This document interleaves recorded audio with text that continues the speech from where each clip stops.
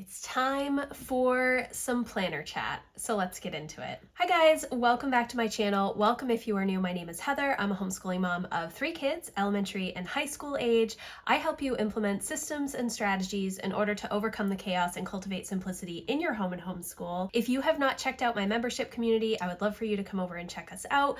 I will have that linked in the description box. Today, I'm doing a planner stack update. At the beginning of the year, I had actually decided to try out the Sterling Ink Common Planner, which I really liked, but it was too small, and I realized that even if I could get it in the A5 size, I still think it would have been too small. So today I'm going to update you with all of the new planners and some of the journals that I'm going to be using for at least the next 6 months, hopefully for the next full academic year.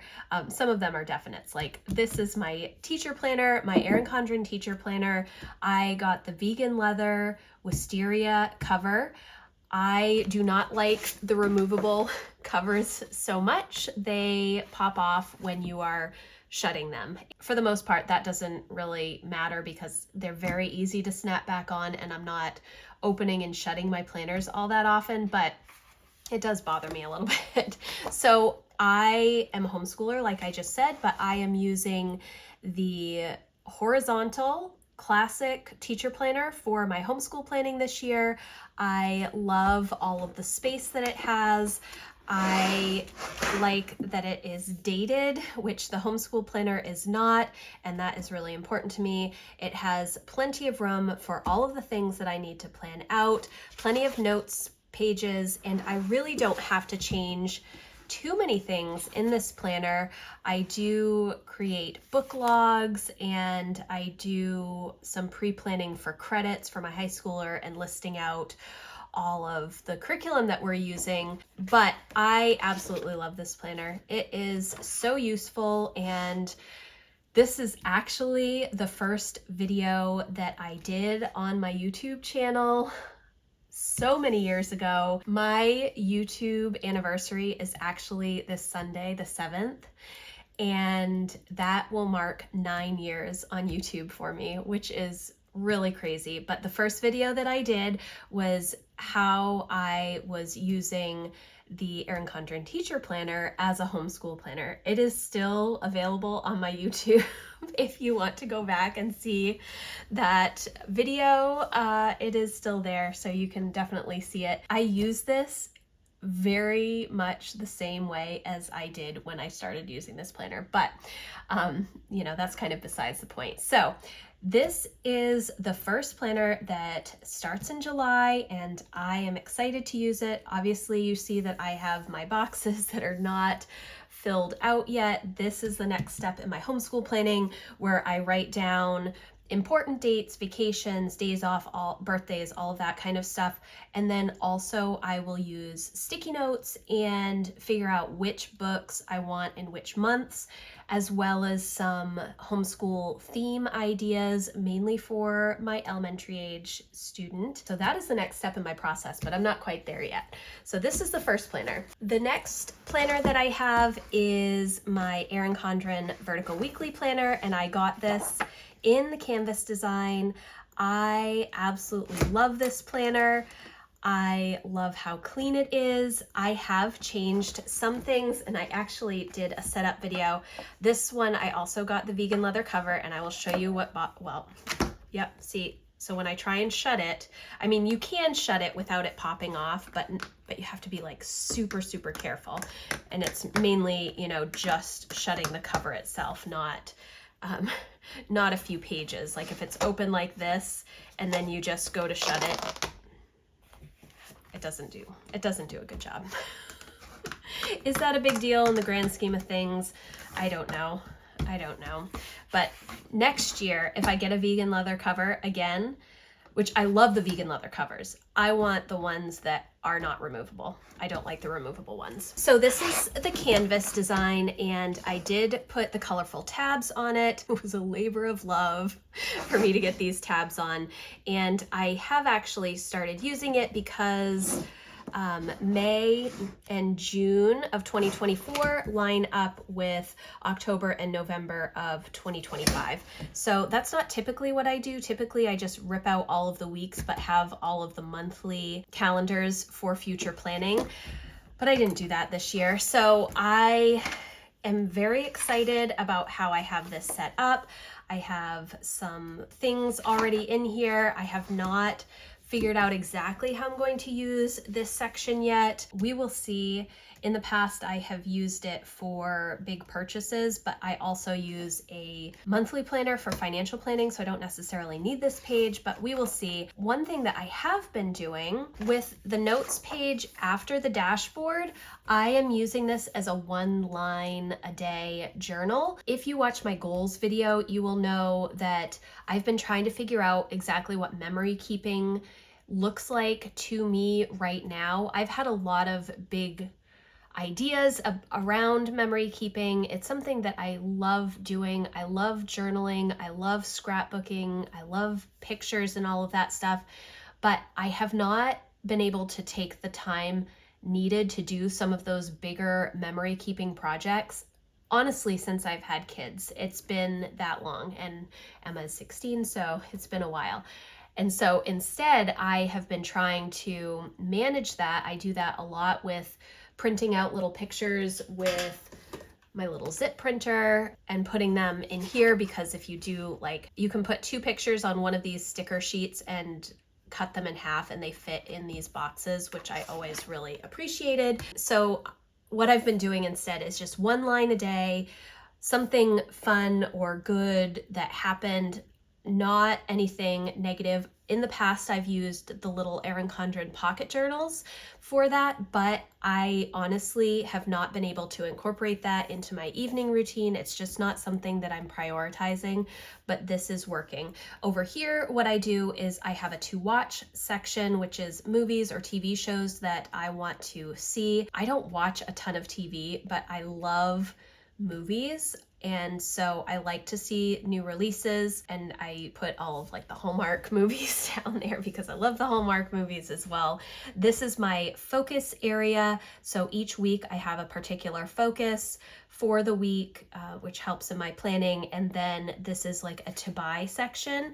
Even though I have my financial planner, if I have something that pops up that we need to purchase, I put it here if it's like a larger purchase that we kind of need to discuss. So that is my weekly planner.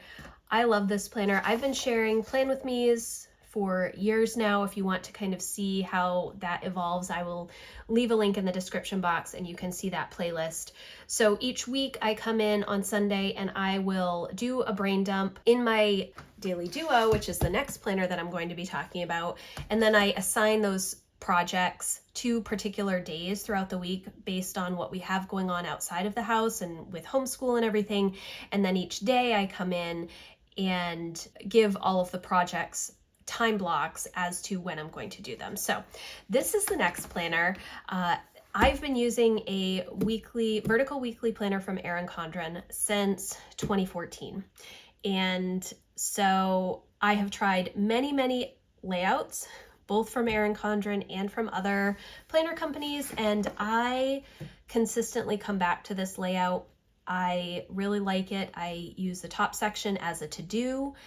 The middle is a to-go, the bottom section is a to create, so work projects that I have for the week, and then this is always like food prep or meals. I don't always do this bottom section, but that is how I have used it essentially since I purchased the first planner.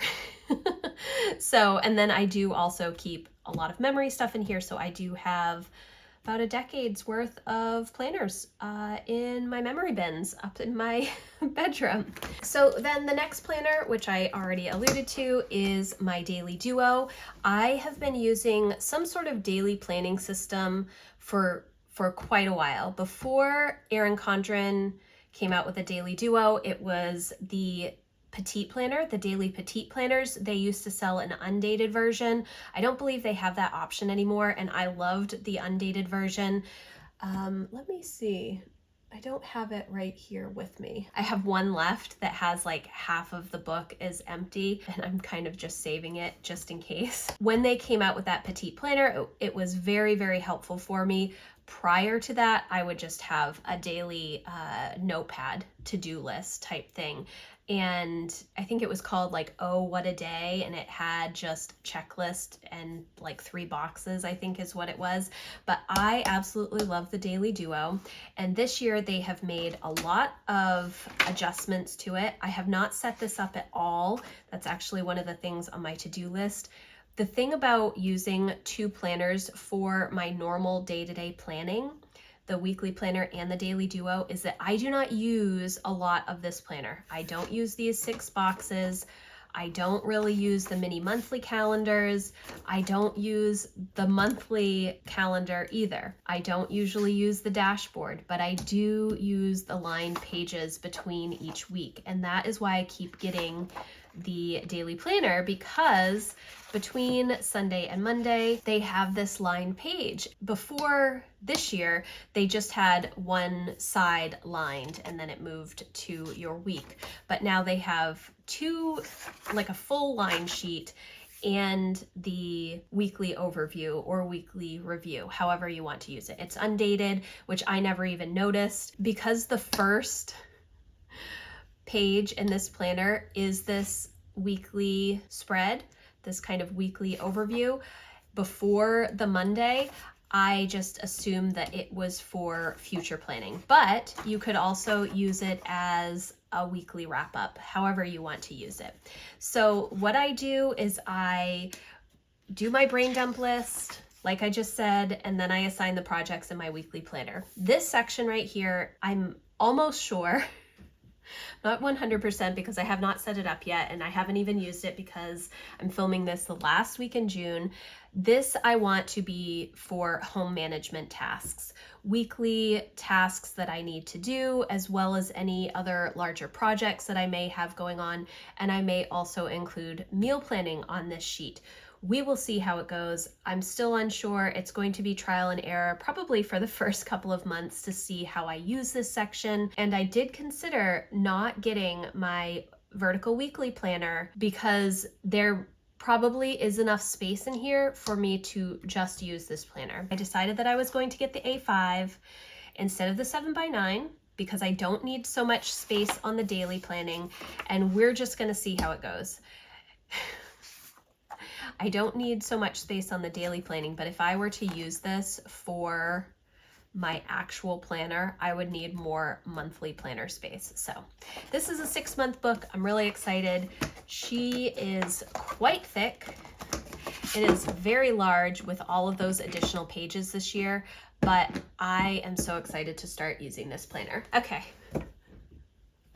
So those were just 3 planners. Some of the other planners that I'm using that I do not change, or I have not changed, or they change in January. The first is my monthly planner. This is my budget planner. I have not purchased a budget planner for 2025 yet. They are available. My plan currently is to get the Canvas monthly planner with a January start, probably around their Black Friday sales. That's usually when they have a really good sale. I'm kind of unsure how I want to continue doing my spend tracking. I like the process of writing down the purchases and color coding everything on paper. It really helps me to see exactly what I'm spending money on. I know that there are options online. I don't really want to pay like a subscription fee for something like that, although a subscription fee probably will end up costing essentially the same as purchasing this every year. But then I could also use online tools. I do still do my budget in an Excel spreadsheet, and then I print it out on sticker paper and stick it in here. I just like to be able to use formulas and such. I do have a budget printables workbook. If you are interested, I will leave that linked in the description box. That's kind of my whole budgeting process if you are interested, but this will continue to be used through December. I'm unsure about next year yet. The next one is my goal planner, and I am continuing to use the Power Sheets. This is my June tending list. I have not actually done July yet. That is next on my to-do list for today, but I absolutely love this planner. They made a lot of changes this year to make it so it is workable for me again. I wasn't sure the past couple of years. I hadn't been using the power sheets, and instead I was creating my own tending list in my Erin Condren life planner, my weekly life planner, on those dashboard pages. But I really like how this is working for me in conjunction with my goals notebook. And the goals notebook is where I do a ton of brainstorming, a lot of reflection and journaling. Each year I spend a lot of time writing out a lot of different things. And so I will continue using a Lloydstrom notebook with the power sheets for the rest of this year. I can't wait to see what is new in the fall. It's, you know, it is right around the corner when they are going to start releasing all of the goal planners for 2025, which is crazy to me. June really flew by for me, and we start homeschool in July, so it's going to be quick. Every month is quick, it seems, these days. So this is the next planner that I will continue to be using, my power sheets and my Lloydstrom notebook for brainstorming and reflection and such. And this is a B5 size. This is like a composition size, and it's a soft cover Lloydstrom notebook. They have tons of different color choices, and I absolutely love these notebooks. I started getting them a couple of years ago, specifically for my book journal, and realized, oh, I actually really like these. And I get the lined ones, except for my book journal. My book journal is dot grid, but the rest of these Lloydstrom notebooks are lined, and I absolutely love them. Then the next one that I have is my book journal, and I am still using this. I have not been filling out my monthly stats or my monthly overview sections, so I need to come back and do all of that, and I will at some point, but I just have not done that yet. I'm really, really pleased with how this looks. I love coming in here every time that I read a book and writing it down. I like it a lot. I have not been doing as many notes. I have been doing some notes, but not as many as I would probably like to do, but I absolutely love this as a book journal. Yeah, so this is the next notebook. The next one is kind of an undecided, and I wanted to share it because I will be sharing more about this probably at the end of July, hopefully. Before I knew that Cultivate What Matters was coming out with a refresh brain dump journal, I have been considering getting just a notebook to have for brain dumping. Now, I did mention in my planning process, I do a brain dump every single week of projects that I want to work on. However, I do a lot of other brain dumps throughout the weeks and months for other random reasons. Like, I will think of a bunch of things that I need to talk to my husband about, and I will write them on a sticky note. Or I will think of some projects that I want to do around the house, and I will write them in a notebook somewhere. But none of it is contained. And one of the things that is really important about a brain dump list is that you have it contained in one spot and you're revisiting it.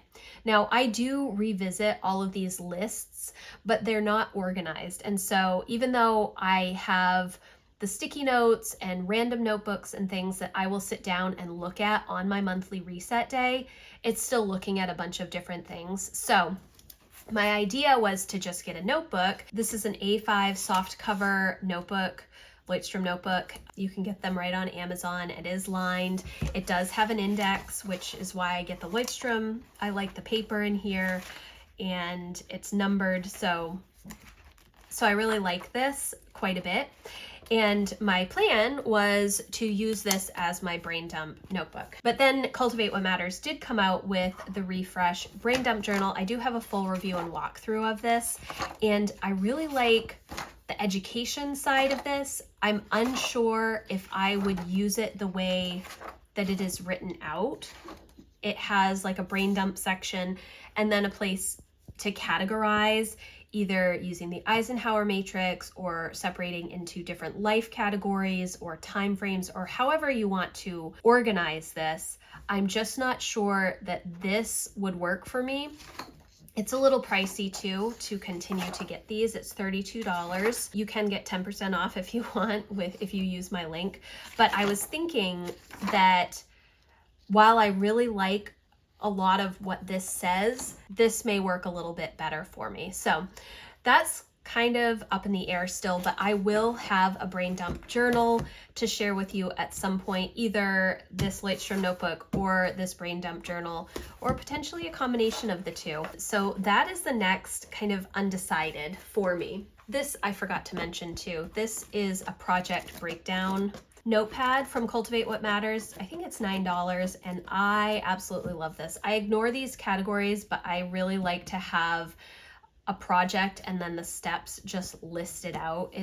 I am a list person, and so this is very, very useful for me. So this kind of goes with my goals, but also with my work planner, which is the next thing I'm going to chat about. So last week you will have, well, you may not have seen, but if you didn't see, I will leave it linked in the description box.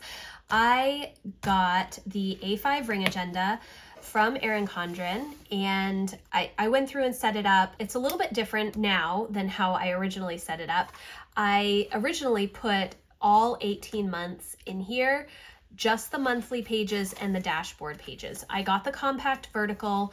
I do not need weekly planning pages for my work planner. And the reason is because in my daily planner, let me find a day, here we go. I do all of my daily planning for tasks and projects and whatever I have for work for that day, I plan in here. So I don't need a weekly planner. I only need a monthly planner, but they do not have an A5 monthly planner. Erin Condren doesn't, and the monthly planners have all of the notes pages in between each of the months, and I don't necessarily need that, and I didn't want to take it apart and put all of the notes pages at the back of the planner. So what I did was I purchased this to use as a work planner, and I got a bunch of goals pages and project inserts for goal planning, which was another thing that I needed to figure out because I have not been using my power sheets this year for work goals.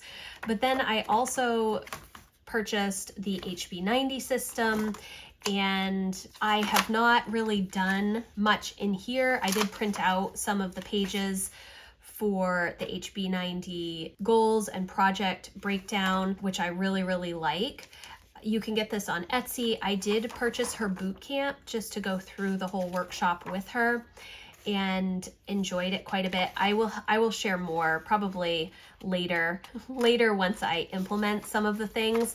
But and this paper I got off of Amazon. It's pre-punched for a standard 6-ring A5 size planner, and it's nice paper. And then I just printed these out myself. So I have some goal stuff in here.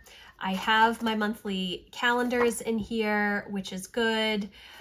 I like this. I don't know what to use the dashboard page for because I don't really have a use for that for work planning, but I needed something with the monthly calendar and then some notes pages so that I can move notes pages between the months as I need them.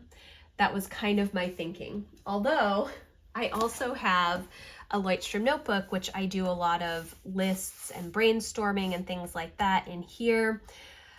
So I don't know. But I really wanted the monthly calendar to be able to write down my plans for the month for content, to have it in front of me. Right now I'm using a Google Cal, and I have been for a few years, but it still bothers me that I can't just open up a planner and see in front of me what my plan is, that I have to go onto the computer, and I don't always like to do that. Then this is a planner stack video that's very indecisive. So there is that. So then Passionate Penny Pincher came out with a work planner, and this is an academic work planner. And I do have a full review and walkthrough of this, and I Love the Passionate Penny Pincher Home Planner for all of the lists. I have been buying that for a couple of years now and really like it. This planner has a lot about goals, and that really appealed to me, as well as a lot of checklists. They do so good with all of the checklist pages, and there are lots of notes.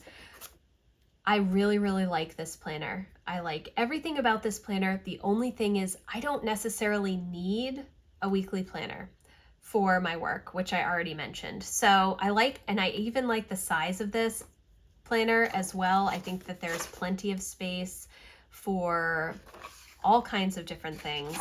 And they do have like a monthly wrap-up section, which I think is really helpful as well. So I don't necessarily think that I would use this because I don't need the weekly pages, but I can see myself doing all of the goal work and then using the checklist pages, the monthly calendar, the weekly review, and all of just the blank space I think would be very helpful. So we started out with this, we moved to this, we potentially are going to use parts of this, and so we will see. We'll see. It's kind of all over the place, but I really do like this new design of the ring agenda. I think it's very, very pretty, and I like the inserts that they have. I really like the project planning inserts, which I will most likely use. Projects, resources needed, the checklist space, and then I really like the second part of the goals pages, goal, and then 6 action steps, or I would most likely use these as projects, and then 8 more projects or action steps on the back. I really, really, really like those pages. So that is my work stuff. And then the last 2 are 2 that I don't know if I share these with you very often, but this is the Petite Monthly Planner. It's 18 months. I think they do come out with a 12-month one in the fall as well, but I always get the 18-month planner, and this goes with me everywhere. So if I make appointments while I'm out or get the little cards, I put them in this.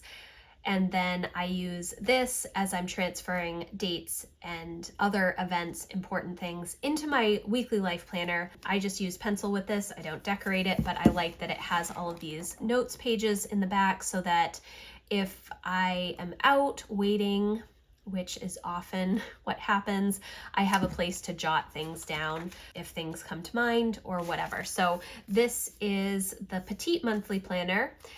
And then this is just a little notebook from Simplified. I love these little notebooks. I purchase a few every year when they come out with their new designs in the spring. And this is my holiday planner. And it's just a little notebook, and each year I just write out all of the Thanksgiving and Christmas stuff in here.